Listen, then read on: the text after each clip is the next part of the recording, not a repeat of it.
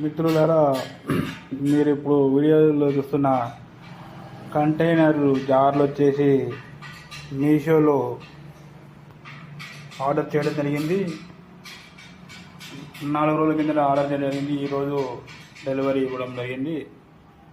దీని ప్రైస్ వచ్చేసి ఈ కంటైనర్ల 12 కంటైనర్లు ప్రైస్ వచ్చేసి 388. ఒకటి 1.2, ఒకటి 650, ఇంకోటి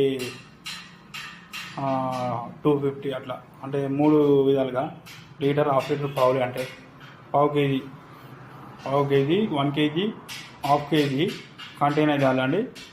విత్ స్పూన్ అండి, స్పూన్తో సహా ఇచ్చారు.